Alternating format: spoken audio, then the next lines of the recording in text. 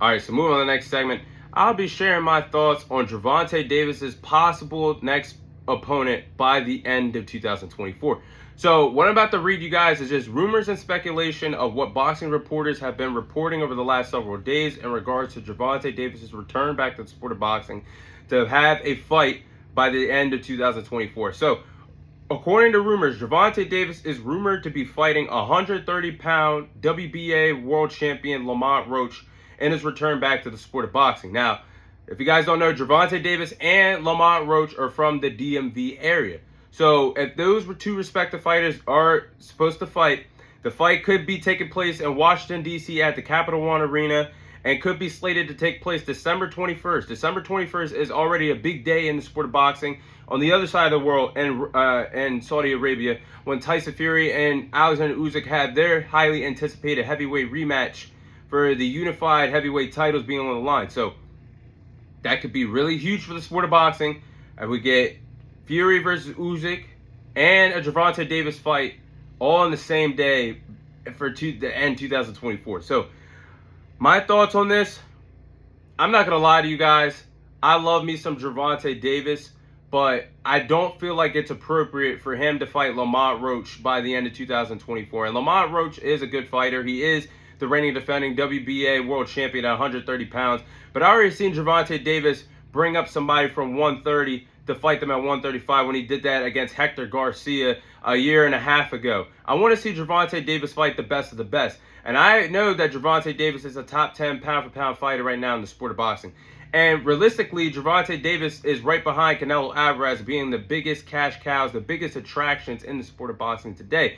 If we hold Canelo Alvarez to this type of standard, him fighting the best of the best, and instead goes and fight guys like Jaime Mugina and Edgar Berlanga, when there's a David Benavidez in front of him, we got to hold Gervonta Davis to the same standard when he wants to fight a guy like Lamont Roach. But there's a Devin Haney that has no fight lined up for the end of 2024. There's no fight for Teofimo Lopez, who called you a monkey in his own racist terms. You still don't want to fight him.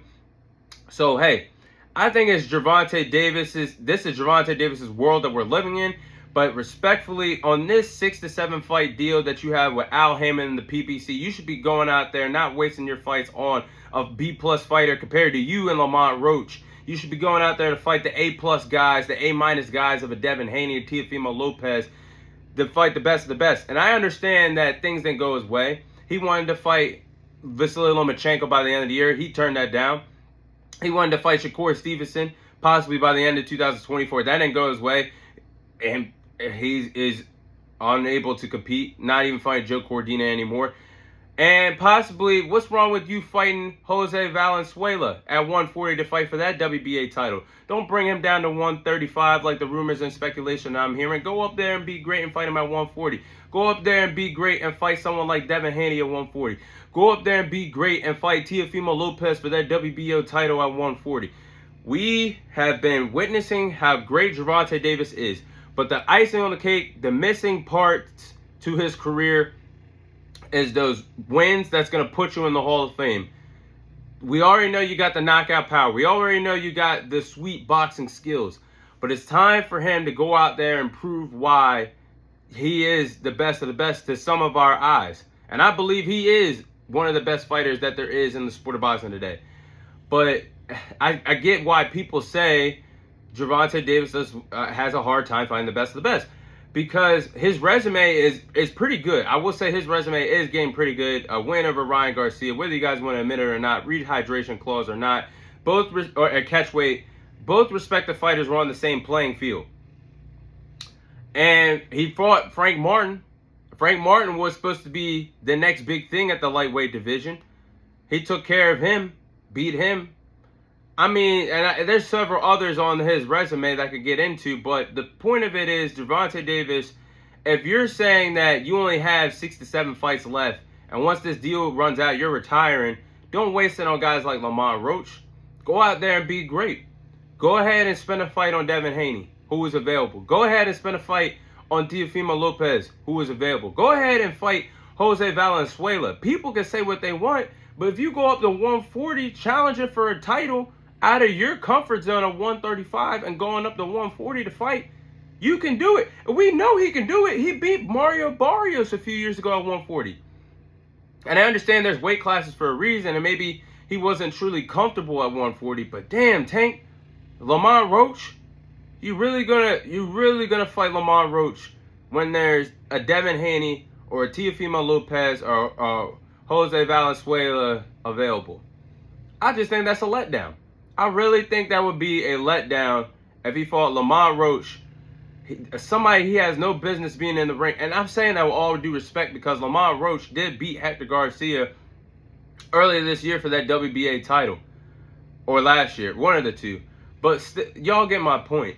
Gervonta Davis is at the point of his career where we want to see him fight the best of the best. And you know he can hang with these guys. So why? What's the holdup of him fighting these guys? I just need to see it happen faster, sooner rather than later. But I don't know. I just think I'm gonna say this. If 2025, which we were about to go, let's say if Gervonta Davis fights Lamont Roach, okay, by the end of 2024.